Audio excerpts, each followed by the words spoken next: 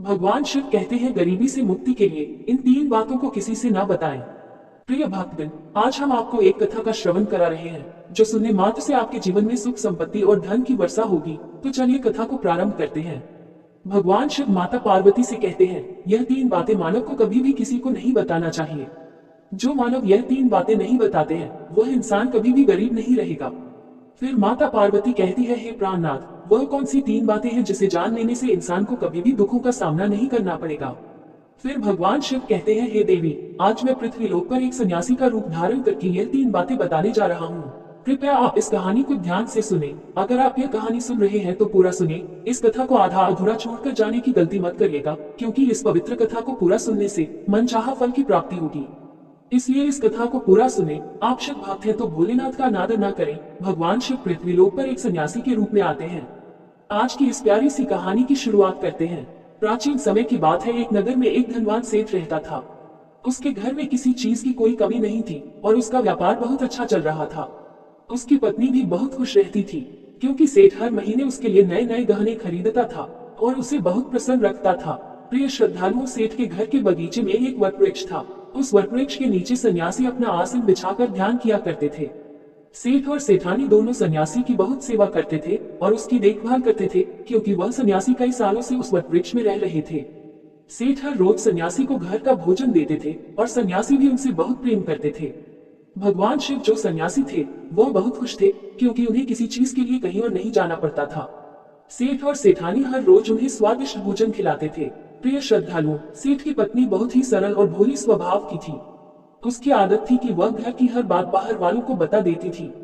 एक दिन सेठ की पत्नी ने अपने पति से पूछा, पिया जी, आपका व्यापार कैसा चल रहा है?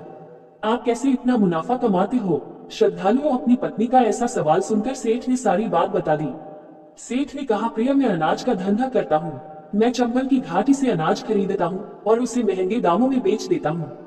प्रिय श्रद्धालुओं, अपने पति की यह बात जानकर सेठानी बहुत प्रसन्न हुई। उसने सोचा, मेरे पति तो बहुत ही बुद्धिमान है। यह बात तो सारे नगर वालों को पता होनी चाहिए कि मेरे पति इतने बुद्धिमान हैं और इतना ज्यादा धन कमाते हैं।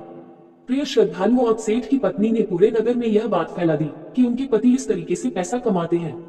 श्रद्धालुओं, अब क्या था, नगर के कुछ लोगों को जब यह पता चला कि सेठ किस प्रकार धन अर्जित करता है तो वे सभी भी अनाज का धंधा करने लगे। प्रिय श्रद्धालुओं, अब नगर के बहुत से लोग अनाज का व्यापार करने लगे हैं। सेठ जो पहले कम दाम में अनाज खरीदता था, अब वही अनाज महंगे दामों में बिकने लगा है। सेठ का धंधा थोड़ा कम चलने लगता है, उसे मुनाफा नहीं होता और धीरे धीरे वह गरीब होता जाता है। सेठ का पूरा धंधा बैठ जाता है। यह देखकर वह बहुत चिंतित और दुखी हो जाता है। प्रिय श्रद्धालुओं, एक दिन की बात है। सेठ अपने व्यापार की परेशानी से तंग आकर बगीचे में बैठा था। तभी भगवान शिव जो सन्यासी थे वो वहां आते हैं और कहते हैं, सेठ जी, क्या बात है, आज आप कुछ परेशान लग रहे हैं। तब सेठ बताता है, हे संत महात्मा, मेरा व्यापार बहुत मंदा चल रहा है। मुनाफा बहुत कम हो गया है। नगर के बहुत से लोगों ने अनाज का धंधा शुरू कर दिया है, जिससे मेरा धंधा बैठता जा रहा है। भगवान शिव जो सन्यासी थे सेठ की बातें सुनकर कहते हैं, सेठ जी, क्या आपने किसी को बताया था कि आप किस प्रकार अपना धन अर्जित करते हैं? किस प्रकार आप अपनी जीविका चलाते हैं? तब सेठ कहता है, हाँ संत महात्मा, मैंने अपनी पत्नी को सारी बात बताई थी। वो मुझसे पूछ रही थी कि आप इतना धन कैसे कमाते हैं। तब मैंने उसे बताया था कि मैं अनाज का व्यापार करके धन अर्जित करता हूँ। प्रिय श्रद्धालुओं, अब सन्यासी को सारी बात समझ में आ जाती है। सन्यासी कहते हैं, सेठ जी, आपने बहुत बड़ी गलती कर दी है। आपको सेठानी जी से यह बातें नहीं करनी चाहिए थी। आज मैं आपको एक कहानी सुनाता हूँ और इस कहानी के माध्यम से बताऊंगा कि चाहे कितने भी गरीबी इंसान हो, यह तीन बातें कभी किसी को नहीं बतानी चाहिए। इससे गरीबी आपके आसपास भी नहीं भटकेगी। प्रिय श्रद्धालुओं, अब सन्यासी जो भगवान शिव थे वह अपनी कहानी प्रारंभ करते हैं। सन्यासी कहते हैं, सेठ जी, एक समय की बात है। एक नगर में एक गरीब आदमी रहता था। वह इतना गरीब था कि अपने परिवार के लिए ठीक से भोजन भी नहीं जुटा पाता था। फिर सन्यासी कहते हैं, सेठ जी, गरीबी मनुष्य के लिए एक अपमानकारी दुख था। बिना धन के गृहस्थी और घर चलाना बहुत मुश्किल था। फिर सन्यासी आगे कहते हैं, सेठ जी, वह गरीब आदमी जैसे तैसे अपने घर वालों का पेट पाल रहा था। कभी उनको भोजन मिल जाता था तो कभी भूखे पेट ही सोना पड़ता था। एक दिन उस गरीब आदमी की पत्नी ने कहा, हमारे पास तो धन ही नहीं है। सुबह को खा ले तो शाम की उम्मीद नहीं है, शाम को खा ले तो सुबह की उम्मीद नहीं है। आखिर ऐसे कब तक चलेगा? मैं जैसे तैसे करके घर चला लूंगी, लेकिन आप धन कमाने के लिए परदेश चले जाइए। इस प्रकार से हमारे परिवार का गुजारा नहीं चलेगा। मनुष्य के पास चाहे कितना ही धन हो, लेकिन अगर उसके पास कोई काम नहीं है तो वह धन भी बेकार होता है। अगर हम कुछ नहीं करेंगे तो अपने बच्चों को कैसे पालेंगे? भूखे मरने से अच्छा है कि किसी की छोटी मोटी मजदूरी ही कर ले। अब पत्नी के बार बार कहने पर वह गरीब आदमी धन कमाने की आस लेकर घर से निकल पड़ा। वह जंगलों के रास्ते से प्रदेश के लिए रवाना हुआ। चलते चलते वह एक जंगल में पहुंच गया। दूर की यात्रा तय करके जा रहा था। बेचारा थक चुका था तो उसने देखा कि आगे एक छायादार बरगद का पेड़ है। उस पेड़ की लंबी लंबी शाखाएं थी, उसकी जड़ें जमीन को छू रही थी। शीतल छाया देखकर वह बेचारा गरीब आदमी उस पेड़ के नीचे बैठकर आराम करने लगा। प्रिय श्रद्धालुओं, सन्यासी आगे कहते हैं, वो गरीब आदमी वह बरगद के नीचे आराम से लेटा हुआ था। तभी उसने देखा कि कहीं से एक सांप आया और वह सांप उसी पेड़ पर चढ़ गया। गरीब आदमी उस सांप को गौर से देख रहा था। सोचने लगा कि यह सांप इस बरगद पर क्यों चढ़ रहा है और अब क्या करेगा। तभी उसने देखा कि उस पेड़ की डाल पर तोता और मैना का घोंसला था। घोंसले में तोता और मैना के बच्चे रखे हुए थे। सांप को देखकर तोता और मैना के बच्चे डर के मारे चिल्लाने लगे। वह गरीब आदमी देखते ही समझ गया कि यह दुष्ट सांप इन बच्चों को खाने आया है। सोचने लगा कि मैंने तो इन बच्चों को देख लिया है, अगर अब मैं इन्हें नहीं बचाता हूँ तो मुझे बहुत पाप लगेगा। बच्चे तो बच्चे ही होते हैं, चाहे वे इंसान के हो या किसी पक्षी के। बच्चों की हमेशा रक्षा करनी चाहिए। उधर एक सर्प उन बच्चों के पास पहुंच जाता है। तभी वह गरीब आदमी उठता है और फटाफट बरगद के पेड़ पर चढ़ जाता है। उसने उस सर्प को मार गिराया और नीचे फेंक दिया। फिर उसी बरगद के नीचे आकर लेट गया। तोता और मैना के बच्चे अपनी रक्षा करने वाले उस गरीब आदमी को मन ही मन बहुत दुआएं देने लगे। श्रद्धालुओं, उसी समय तोता और मैना अपने बच्चों के पास आते हैं। अपने माता पिता को पास आया देख तोता और मैना के बच्चे बहुत खुश होते हैं और उन्हें पूरी घटना बताते हैं कि आज इस वृक्ष के नीचे जो इंसान लेटा है वह हमारे लिए देवदूत बनकर आया है। हमें खाने के लिए एक भयंकर सर्प आया था। इसी इंसान ने उस भयानक सर्प को मारकर हमारे प्राण बचाए हैं। हम इसके ऋणी हो गए हैं। अगर यह इंसान उस सर्प को नहीं मारता तो आज हम घोंसले में जीवित नहीं होते। इसका हम पर बड़ा एहसान हो गया है। अपने बच्चों के मुख से उस मुसाफिर की प्रशंसा सुनकर तोता और मैना बहुत खुश होते हैं। तोता और मैना उस गरीब आदमी के पास पहुंच जाता है और कहता है, हे मनुष्य, तुमने आज हमारे बच्चों की जान बचाकर हमें अपना ऋणी बना लिया है। आप कौन हो और कहां जा रहे हो? तोता और मैना के पूछने पर वह गरीब आदमी कहता है, हे पक्षियों, मैं एक गरीब आदमी हूँ और धन कमाने के लिए परदेश जा रहा था। सफर का थका हारा था तो इस बरगद की छाया में बैठकर आराम करने लगा। तब मैंने देखा कि एक दुष्ट सर्प तुम्हारे बच्चों को खाने के लिए तुम्हारे घोंसले के पास जा रहा था। मैंने उसे मार डाला। फिर तोता और मैना बोले, भाई, तुमने हम पर बहुत बड़ा उपकार किया है। संसार में सबसे बड़ी खुशी बच्चों से होती है। बच्चों से अधिक प्रिय तो किसी को कोई नहीं होता। आप भी तो धन कमाने अपने बच्चों के लिए ही जा रहे हैं। अब आपने हमारे बच्चों की जान बचाई है तो हम आपके बच्चों की भूख मिटाना चाहते हैं। तब उन्होंने बताया, हम दोनों तोता और मैना नाम के पक्षी हैं। हम हमेशा कीमती मोती खाते हैं और हमने सुना है कि यह मोती मनुष्यों के लिए बहुत मूल्यवान होते हैं। हम तुम्हें कुछ मोती देते हैं, तुम उन्हें बेचकर बाजार से कुछ खाने पीने का सामान ले आओ और आज से तुम यहीं रहकर हमारे बच्चों की देखभाल करते रहना। हम तुम्हें इसी तरह से रोज यह कीमती मोती लाकर देते रहेंगे। तोता और मैना की बात सुनकर वह गरीब आदमी खुश हो गया। सोचता है कि अगर हमें यही धन मिलेगा तो हम बाहर क्यों जाएंगे। प्रिय श्रद्धालुओं, वह आगे कहता है कि सेठ जी, वह गरीब आदमी तोता से कुछ मोती लेकर बाजार गया और अपने खाने पीने का सामान खरीद लाया। उस वृक्ष के नीचे उसने एक झोपड़ी बना ली और वहीं रहने लगा और तोता मैना के बच्चों की देखभाल करने लगा। अब तो तोता और मैना निश्चिंत हो गए। उन्हें उनके बच्चों की रक्षा करने वाला मिल गया था। अब वे निश्चिंत होकर भोजन के लिए सुबह अपने घोंसले से उड़ जाते थे और शाम को लौट कर आते थे। अपने बच्चों को घोंसले में सुरक्षित देखकर वे बहुत खुश होते थे और उस गरीब आदमी का धन्यवाद करते थे और उसे कुछ मोती लाकर देते थे। इस तरह से धीरे धीरे तोता और मैना की नौकरी करते हुए उस गरीब व्यक्ति को 2 महीने बीत गए थे। इधर तोता और मैना के बच्चे भी बड़े हो गए। अब उस गरीब आदमी को अपनी पत्नी और बच्चों की याद आने लगी। एक दिन उसने तोता और मैना से कहा कि हम अपने घर जाना चाहते हैं। पता नहीं हमारी पत्नी और बच्चे कैसे हैं। तब तोता और मैना बोले, हे भाई, अब तुम निश्चिंत होकर अपने घर जाओ और अपने बच्चों के साथ रहो।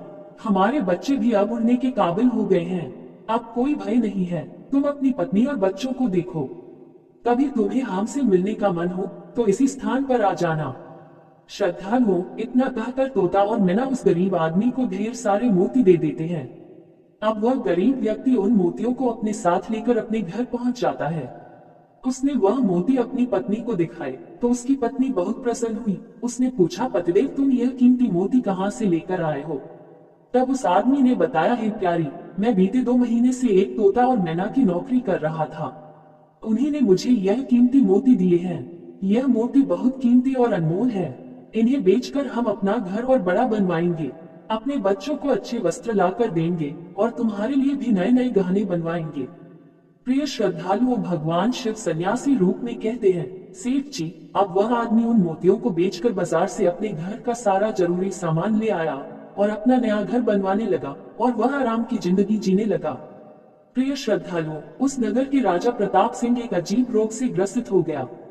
नगर में दूर दूर से बड़े बड़े वैद्य राजा को देखने आए और अपने अपने तरीके से इलाज शुरू कर दिया, लेकिन राजा के स्वास्थ्य में कोई सुधार नहीं हुआ। जब किसी के इलाज से राजा ठीक नहीं हुए तो एक वैद्य ने राजा से कहा, महाराज, आपकी जिंदगी बच सकती है। अगर आपको तोते के बच्चे का मांस मिल जाए तो आप हमेशा के लिए ठीक हो जाएंगे। इस प्रकार वैद्य की बात सुनकर राजा प्रताप सिंह ने अपने राज्य में घोषणा करवा दी कि जो कोई उसे तोता ला कर देगा उसे सोने के सिक्के दिए जाएंगे। प्रिय श्रद्धालु, धीरे धीरे यह बात पूरे राज्य में फैल गई। सब लोग तोते की तलाश में इधर उधर लग गए, पर किसी को भी तोता नहीं मिला। एक दिन गरीब आदमी की स्त्री अपने पड़ोस में कुछ स्त्रियों के साथ बैठकर बात कर रही थी। कुछ घर गृहस्थी की बातें हो रही थी। बातों ही बातों में तोते की चर्चा छिड़ गई।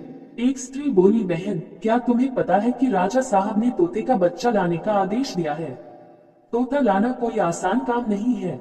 जब गरीब आदमी की पत्नी ने सुना कि राजा साहब बीमार हैं और उन्होंने घोषणा की है कि जो कोई उन्हें तोता का बच्चा लाकर देगा उसे सोने के सिक्कों से मालामाल कर देंगे, यह सुनकर उस गरीब आदमी की पत्नी ने कहा, अरे बहनों, तोता लाना कौन सी बड़ी बात है। मेरे पति तो 2 महीने तोता और मैना की नौकरी करके आए हैं। वो एक नहीं कई तोते ला सकते हैं। इतना कहने के बाद वह अपने घर चली गई। नगर की स्त्रियों ने उसकी बात सुनी और अपने पतियों से बताई। धीरे धीरे यह बात पूरे नगर में फैल गई। राजा ने भी सुना कि उनके राज्य में एक व्यक्ति है जो तोता और मैना के पास नौकरी करके आया है। राजा ने अपने सैनिकों को आदेश दिया कि उस आदमी को पकड़ कर लाएं और उससे कहे कि वह एक तोता का बच्चा ला कर दे। राजा ने कहा, इसके बदले हम तुम्हें मुंह मांगा इनाम देंगे।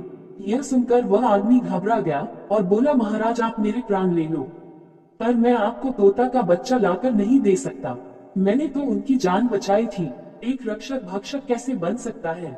उसके इनकार करने पर राजा प्रताप सिंह बहुत नाराज हुए और बोले, अगर तुमने हमारी बात नहीं मानी और तोता का बच्चा लाकर नहीं दिया तो हम तुम्हारी पत्नी और बच्चों को मरवा देंगे।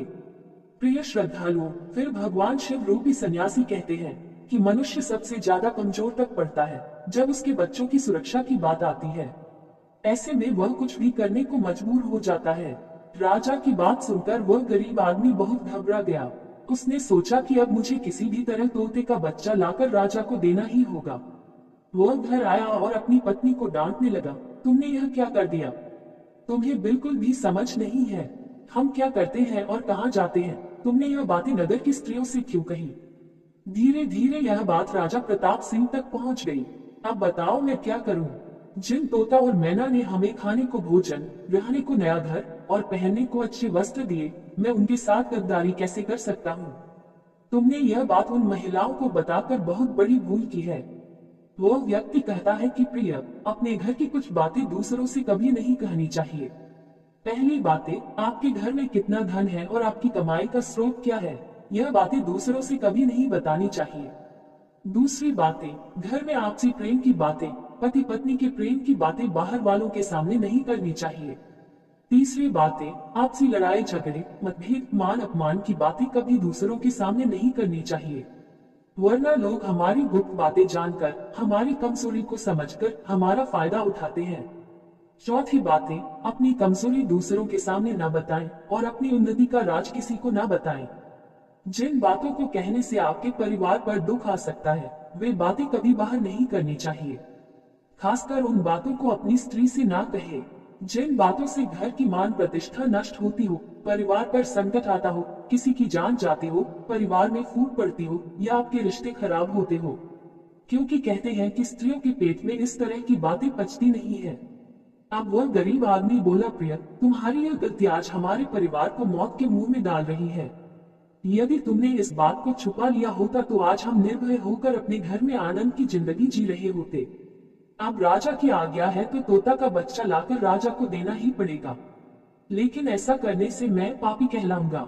जिन बच्चों की मैंने इतने दिन देखभाल करी, जिन्हें मैंने मरने से बचाया, अब मैं उन्हें किस प्रकार मौत के मुंह में डाल सकता हूँ। पत्नी कहने लगी, पति देव, अब जो भी हो, लेकिन हमें अपनी और बच्चों की जिंदगी बचानी है, तो आपको यह पाप करना ही पड़ेगा।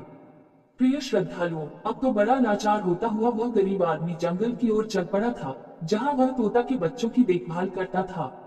उधर जब तोता और मैना और उनके बच्चों ने उस गरीब आदमी को अपने पास आता हुआ देखा, तो वे बड़े खुश होने लगे। अपने बच्चों को अत्यंत खुश देखकर तोता और मैना कहने लगे, अरे बच्चों, तुम इतने खुश क्यों हो रहे हो? वह तो तुम में से किसी एक को लेने आ रहा है। तुम में से कौन है जो आज उसके साथ जाकर उसकी और उसके बच्चों की जान बचाएगा? फिर तोता कहता है कि बच्चों, लेकिन एक बात याद रखना, तुम में से जो भी उसके साथ जाएगा, वह कभी लौटकर नहीं आएगा, वह नगर के राजा का भोजन बन जाएगा। प्रिय श्रद्धालुओं, तब तोता के बच्चों ने पूछा कि आप ऐसा क्यों कह रहे हैं? तोता बताता है कि बच्चों, यहाँ का राजा बीमार पड़ गया है और वैद्य ने उसे तोता के बच्चे का मांस खाने को कहा है। इसलिए तुम में से किसी एक को वह लेने के लिए आया है। यदि तुम में से कोई उसके साथ जाने को तैयार है तो वह जा सकता है। तभी उनमें से एक बच्चा कहने लगा, हे माता पिता, उस आदमी ने ही हम सबकी जिंदगी बचाई है और आज वह आदमी बहुत बड़ी मुसीबत में है। ऐसे में हमें भी उसकी मदद करनी चाहिए, चाहे हमारी जान ही क्यों न चली जाए, लेकिन हम उसके साथ जरूर जाएंगे। उधर वह आदमी उस बरगद के वृक्ष के नीचे आता है और तोता मैना से अपना दुख बताता है। तब तोता मैना कहते हैं, हे भाई, तुम चिंता ना करो, हमारे बच्चे तुम्हारे साथ जाने के लिए तैयार हैं। तुम इनमें से किसी एक को ले जाओ। श्रद्धालुओं, अब वह गरीब आदमी उनमें से एक तोता के बच्चे को लेकर लौट जाता है और राजा को ले जाकर दे देता है। राजा उस तोते के बच्चे को एक पिंजरे में बंद करता है और अपने नौकर को रखने के लिए कहता है। राजा कहता है कि हम इसे सुबह निकालेंगे और फिर इसके मांस को खा जाएंगे। प्रिय श्रद्धालुओं, अब क्या होता है कि राजा प्रताप सिंह का एक बेटा था जो पशु पक्षियों से बहुत प्रेम करता था। उसे यह नहीं पता था कि यह तोता उसके पिता के खाने के लिए लाया गया है। वो अपने मित्रों के साथ उसी जगह पर खेल रहा था जहां तोते का बच्चा पिंजरे में कैद था। राजकुमार ने जब एक सुंदर तोते को पिंजरे में बंद देखा तो वह उसके साथ खेलने लगा। तभी राजकुमार का एक मित्र कहता है, मित्र, तुम इस पक्षी को बाहर निकालो, यह कितना सुंदर तोता है। पिंजरे में इसका रहना बिल्कुल सही नहीं है, हम इसे आजाद कर देते हैं। अपने मित्र की बातें सुनने के बाद राजकुमार ने उस तोते के बच्चे को पिंजरे से बाहर निकाल देता है। जैसे ही वह पिंजरा खोलता है, तोता का बच्चा आकाश में उड़ जाता है। धीरे धीरे यह बात राजा तक पहुंची कि आपके राजकुमार ने उस तोते को छोड़ दिया है। अब आपके प्राण बचाना बड़ा ही मुश्किल है। यह सुनकर राजा को बहुत गुस्सा आया। उन्होंने तुरंत राजकुमार को बुलाया और गुस्से में कहा, अरे नादान पुत्र, तूने उस तोते के बच्चे को क्यों छोड़ दिया? राजकुमार बहुत घबरा गया और बोला, पिताजी, मुझे क्या पता था कि वह उड़ जाएगा। मैं तो उसके साथ खेलना चाहता था। अपने पुत्र की बात सुनकर राजा को और भी गुस्सा आया। उन्होंने उसे नगर से निकालने का आदेश दे दिया। प्रिय श्रद्धालुओं, अब राजा के सैनिक राजकुमार को नगर की सीमा से बाहर छोड़ देते हैं। उधर वह तोते का बच्चा उड़कर अपने माता पिता के पास पहुंचता है और उन्हें सारी बात बताता है कि राजा के बेटे ने उसे आजाद कर दिया है। तोता और मैना ने जब अपने बच्चे को देखा तो कहा, पुत्र, राजा के बेटे ने तुम्हें तो आजाद कर दिया, लेकिन वह खुद संकट में फंस गया है। उसके दुष्ट पिता ने उसे नगर से बाहर निकाल दिया है। अब उसकी जिंदगी की जिम्मेदारी तुम्हारे ऊपर है। तुम जाओ और उसकी मदद करो। प्रिय श्रद्धालुओं, तोता राजकुमार की मदद करने के लिए उसके पास पहुंच जाता है। राजकुमार उसे देखते ही पहचान लेता है। यह तो वही पक्षी है जिसे मैंने पिंजरे से आजाद किया था। राजकुमार कहता है, तुम्हारी वजह से मुझे मेरे पिता ने नगर से निकाल दिया है। अब तुम ही बताओ मैं क्या करूं, कहां जाऊं। तोता कहता है, मित्र तुम चिंता मत करो, तुमने मेरी जान बचाई थी, इसलिए मैं तुम्हारी मदद करने आया हूँ। दुख सुख में अब मैं तुम्हारे साथ ही रहूंगा। श्रद्धालुओं, अब राजकुमार खुश हो जाता है, क्योंकि उसे कम से कम एक साथी तो मिल ही गया था। अब तोता और राजकुमार दोनों एक दूसरे नगर में घूमने लगते हैं। चलते चलते वे दोनों एक सुंदर बगीचे में पहुंच जाते हैं। उसी बगीचे में वहां के राजा की पुत्री भी अपनी सहेलियों के साथ घूमने आया करती थी। उस राज्य के राजा की कन्या का नाम रूपमती था। राजकुमारी रूपमती बहुत ही सुंदर थी और उसकी खूबसूरती की चर्चा पूरे नगर में होती थी। राजकुमार और तोता उस बगीचे में बैठे हुए थे। तभी वहां राजा की कन्या रूपमती अपनी सहेलियों के साथ बगीचे में घूमने आती है। राजकुमारी को देखकर राजकुमार वृक्ष के पीछे छुप जाता है और तोता राजकुमारी के सामने पहुंच जाता है। राजकुमारी उस सुंदर तोता को देखकर मोहित हो जाती है। वो उसे पकड़ना चाहती है, लेकिन तोता उसकी पकड़ में नहीं आता। यहाँ राजकुमार राजकुमारी रूपमती की सुंदरता पर मोहित हो जाता है। प्रिय श्रद्धालु, कुछ समय बगीचे में टहलने के बाद राजकुमारी अपने महल में लौट जाती है। राजकुमार पूरी तरह से राजकुमारी पर मोहित हो गया था। अब तो उसे एक पल भी अच्छा नहीं लग रहा था। तब तोता ने कहा, मित्र तुम चिंता मत करो, तुम जिसे चाहने लगे हो मैं तुम्हें उससे मिलवा दूंगा। राजकुमार बोला, मित्र तुम मुझे किसी भी तरह उस राजकुमारी से मिला दो, मैं उसके बिना अब रह नहीं पाऊंगा। तोता बोला, मित्र तुम मुझ पर भरोसा रखो, मैं पता लगा कर आता हूँ कि राजकुमारी कहाँ रहती है और तुम उससे कैसे मिल सकते हो। प्रिय श्रद्धालु, अब तोता राजकुमारी रूपमती के पास जाता है। राजकुमारी के महल में चारों तरफ सैनिक तैनात थे, लेकिन तोता उल्टा हुआ ऊपर से जाता है और जाकर राजकुमारी के कक्ष के बाहर बैठ जाता है। तोता वहां से सब नजारा देखता है और सारी बात आकर राजकुमार को बताता है कि महल में जाकर राजकुमारी से मिलना बहुत मुश्किल है। तोता कहता है, तुम एक काम करो, अपना रुमाल मुझे दे दो, मैं तुम्हारा रुमाल आज राजकुमारी के पास पहुंचा दूंगा और उसकी चुन्नी ले आऊंगा। प्रिय श्रद्धालुओं, अब रात में तोता राजकुमार का रुमाल लेकर राजकुमारी के पास रख आता है और राजकुमारी की चुन्नी साथ ले जाता है। सुबह जब राजकुमारी रूपमती जागती है तो देखती है कि उसकी चुन्नी गायब है और उसके पास एक रुमाल रखा हुआ है। राजकुमारी तुरंत समझ जाती है कि रात में कोई पुरुष उसके कक्ष में आया था। उसने देखा कि उसकी चुन्नी गायब है और उसकी जगह किसी पुरुष का रुमाल रखा हुआ है। राजकुमारी बहुत व्याकुल हो जाती है और अपने सभी सिपाहियों को सावधान कर देती है। वह सिपाहियों से पूछती है कि रात में उसके पास कौन आया था, लेकिन किसी के पास कोई जवाब नहीं होता।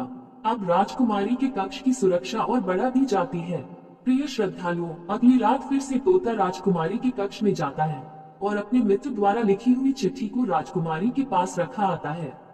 अगले दिन जब राजकुमारी जागती है और चिट्ठी पढ़ती है तो उसमें लिखा होता है कि राजकुमारी, मैंने जब से तुम्हें देखा है तब से मैं तुम्हारा हो गया हूँ। मैं तुमसे विवाह करना चाहता हूँ। अगर तुम्हें मुझसे मिलना है तो तुम अपने बगीचे में आ जाना, मैं तुम्हें वहाँ मिल जाऊंगा। अब राजकुमारी अपनी सहेलियों को लेकर बगीचे में जाती है, लेकिन वहाँ उसे कोई पुरुष नजर नहीं आता। वहाँ तो सिर्फ वही तोता घूम रहा होता है जिसे उसने उस दिन देखा था। तोता राजकुमारी से कहता है, राजकुमारी, तुम जिसे देख रही हो मैं तुम्हें उससे मिला सकता हूँ, लेकिन पहले तुम मुझे वचन दो कि तुम यह बात अपने पिता से नहीं कहोगी और मेरे मित्र को बंदी नहीं बनाओगी। राजकुमारी ने वचन दिया कि वह उसे बंदी नहीं बनाएगी। मुझे उससे मिलाओ, मैं भी देखना चाहती हूँ कि वह कौन है जो इतने सख्त पहरे के बावजूद भी मेरे कक्ष में पहुँच गया। तब तोता ने अपने मित्र राजकुमार को बुलाया। श्रद्धालुओं, राजकुमार भी देखने में बहुत सुंदर था। उसकी सूरत देखकर राजकुमारी भी उस पर मोहित हो गई।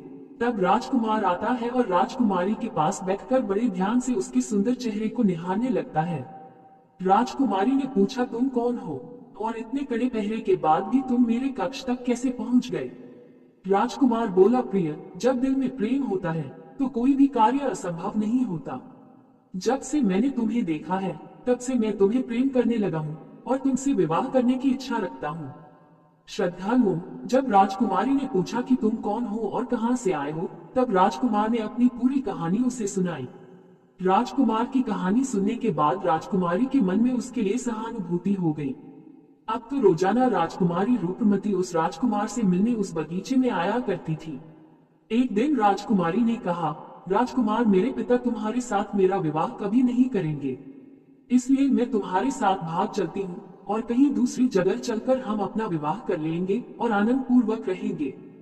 प्रिय श्रद्धालुओं, अब वही होता है। राजकुमारी उस राजकुमार के साथ घोड़े पर सवार होकर भाग जाती है और काफी दूर जाने के बाद वे एक झोपड़ी बनाते हैं और विवाह करके दोनों साथ रहने लगते हैं। दोनों को रहते रहते बहुत समय बीत जाता है और वह तोता भी उन्हीं के साथ रहता है। प्रिय श्रद्धालुओं, भगवान शिव रूपी सन्यासी कहते हैं, सेठ जी, उस राजकुमार की झोपड़ी में किसी तरह से आग लग जाती है और उसी आग को बुझाने के चक्कर में उस तोते का एक पंख जल जाता है। तब तोता ने कहा, देखो मित्र, अब आप अपने घर चले जाइए। अब आपके पिता का गुस्सा भी शांत हो चुका होगा। अब आपके पिता आपसे कुछ नहीं कहेंगे। जब वह आपको अपनी बहू के साथ देखेंगे तो वह आपको माफ कर देंगे। मेरा तो एक पंख जल गया है, मैं अब उड़ नहीं सकता, इसलिए मैं कुछ दिन तक यहीं रहकर अपने पंख होने का इंतजार करता हूँ। जब मेरा पंख दोबारा उग जाएगा तो मैं आपसे मिलने के लिए जरूर आऊंगा। प्रिय श्रद्धालु, इस प्रकार से वो दोनों राजकुमार और उसकी पत्नी अपने नगर के लिए चल देते हैं। चलते चलते रास्ते में एक नदी पड़ती है। उस नदी पर एक नाविक नाव चलाता था। राजकुमार अपनी पत्नी को लेकर नाव में बैठ जाता है। जैसे ही नाव नदी के बीच में पहुंचती है तो राजकुमार देखता है कि एक चूहा बार बार नाव पर चढ़कर आता है, लेकिन वह नाविक उसे हटाकर नदी में गिरा देता है। कई बार उस चूहे को नाविक ने हटा देता था। तब राजकुमार कहने लगा, अरे यह बेचारा इस प्रकार से तो जल में डूबकर मर जाएगा। ये अपने प्राणों की रक्षा करने के लिए इस नाव पर चढ़ रहा है, इसे चढ़ जाने दो। जब राजकुमार ने नाविक से कहा कि आप इस चूहे को चढ़ जाने दें, तो राजकुमार के कहने पर उस नाविक ने उस चूहे को अपनी नाव पर चढ़ जाने दिया। जैसे ही चूहा नाव के अंदर गया, वह अंदर जाकर छुप गया। थोड़ी देर बाद उन्होंने देखा कि नाव के अंदर धीरे धीरे पानी आने लगा। प्रिय श्रद्धालुओं, उसी चूहे ने नाव को काटकर उसमें छेद कर दिया था, जिससे नाव में पानी भरने लगा। जब नाव में पानी बढ़ने लगा तो नाव पानी में डूबने लगी। धीरे धीरे जब नाव पूरी तरह डूब गई तो उसी समय राजकुमारी और राजकुमार पानी में बहने लगे। पानी के बहाव से राजकुमार बहुत दूर पहुंच गया और राजकुमारी रूपमती भी उसी पानी में बहती हुई राजा के बगीचे में जा पहुंची। बगीचे में रहने वाला माली जब राजकुमारी को बेहोश अवस्था में नदी के किनारे पड़ा देखता है तो वह जाकर राजा को यह खबर देता है। राजा जब सुंदर लड़की को देखता है तो वह उस पर मोहित हो जाता है और सुंदर राजकुमारी को देखकर उसे अपने महल में ले आता है और राजा वैद्य से उसका इलाज करवाता है। श्रद्धालुओं, कुछ दिन बीतने के बाद जब राजकुमारी ठीक हो जाती है तो एक दिन वह देखती है कि राजा उसके करीब खड़ा है। राजा ने पहले ही राजकुमारी रूपमती के चेहरे को निहार रखा था। अब वह राजकुमारी से विवाह करना चाहता था। राजा कहने लगा, हे राजकुमारी, तुम्हारा भी इस दुनिया में कोई नहीं है, अब तुम हमारी पत्नी बन जाओ। तुम हमारी रानी बन जाओ और हमारे महलों में बड़े आराम के साथ रहो। प्रिय श्रद्धालुओं, राजकुमारी रूपमती बहुत ही बुद्धिमान थी। उसने अपने मन में विचार किया कि यदि वह इस समय राजा को विवाह करने से मना करती है तो राजा उसके साथ जबरदस्ती करेगा। इसलिए उसने राजा से कुछ दिनों के लिए समय मांग लिया। रूपमती बोली, राजा साहब, थोड़े दिन ठहर जाओ, उसके बाद मैं तुमसे विवाह कर लूंगी। अब राजकुमारी उसी राजा के महल में रहने लगी और गरीब असहाय लोगों को भोजन करवाने लगी। श्रद्धालुओं, उधर अब क्या होता है, उसका जो पति था राजकुमार, जो पानी में बह गया था, वह बेचारा मुसीबत का मारा हुआ इधर उधर घूमता हुआ उसी जगह पर भोजन की तलाश में पहुंच जाता है जहां राजकुमारी गरीबों को भोजन कराती थी। वहीं राजकुमार भी पहुंच गया। राजकुमारी ने उसे देखते ही पहचान लिया और उसकी आंखों में आंसू आ गए। राजकुमारी ने राजकुमार को एकांत में बुलाया और सारी बात बताई। उसने कहा, हे स्वामी, आप यहाँ आराम से रहिए और इसी राजा की नौकरी कीजिए। जब हमें मौका मिलेगा तब हम यहाँ से भाग चलेंगे।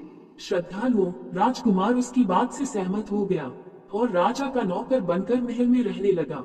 वह राजकुमारी रूपमती की सहायता करने लगा और गरीबों को भोजन परोसने लगा। लेकिन राजा को यह नहीं पता था कि राजकुमार उसका पति है। राजा तो उसे अपना नौकर समझता था। प्रिय श्रद्धालुओं, इस प्रकार राजकुमारी रूपमती राजकुमार के साथ पक्षियों को दाना चुगाती थी। एक दिन वही तोता राजकुमारी के यहाँ दाना चुगने आया। अब उसके नए पंख निकल आए थे। जब उसने दाना चुगने आया तो राजकुमार और राजकुमारी को पहचान लिया। राजकुमारी रूपमती ने तोता को देखा तो उसकी आंखों में आंसू झलक आए। उन्होंने तोता को पूरी कहानी सुनाई कि वे इस प्रकार से यहाँ फंस चुके हैं और राजा को भी नहीं पता कि वे पति पत्नी है। तब तोता कहने लगा, हे राजकुमार, आप चिंता मत करो, आज रात राजा के सभी सैनिक सो जाएंगे, तब हम तुम्हें यहाँ से निकालकर तुम्हारे पिता के घर पहुँचा देंगे। प्रिय श्रद्धालु, वही हुआ जो होना था। जब रात होती है तो राजा के सभी सिपाही गहरी नींद में सो जाते हैं। जब सभी सैनिक सो गए तो उसी समय राजकुमारी और राजकुमार महल से निकल पड़े। रात के अंधेरे में वे राजकुमार अपने पिता प्रताप सिंह के राज्य में पहुंच गया। राजकुमार अपनी पत्नी को साथ लेकर अपने पिता के पास पहुंचा। उन्हें देखकर राजकुमार का पिता बहुत प्रसन्न हुआ। उसे अपनी करनी पर पश्चाताप हुआ कि उसने अपने पुत्र को नगर से निकालकर बहुत बुरा किया। वह बार बार अपने पुत्र से क्षमा मांगता है। तब राजकुमार ने बताया, हे पिताजी, मेरी रक्षा उसी तोते ने की जिसे आप मारकर खाना चाहते थे। उसी ने मेरे प्राण बचाए हैं और मुझे शत्रुओं से छुटकारा दिलाया है। राजकुमार के मुख से तोते की बात सुनकर राजा बहुत प्रसन्न हुआ और उसी दिन से राजा ने प्रण किया कि आज से हमारे राज्य में कोई भी पशु पक्षियों को नहीं मारेगा और सभी लोग उन्हें दाना देंगे। प्रिय श्रद्धालु, इतनी कहानी सन्यासी सेठ जी को सुनाते हैं और बताता है कि देखा सेठ जी, इस प्रकार कुछ बातें बताने पर जीवन में घोर संकट आ सकता है, इसलिए यह बातें किसी को भी नहीं बताना चाहिए।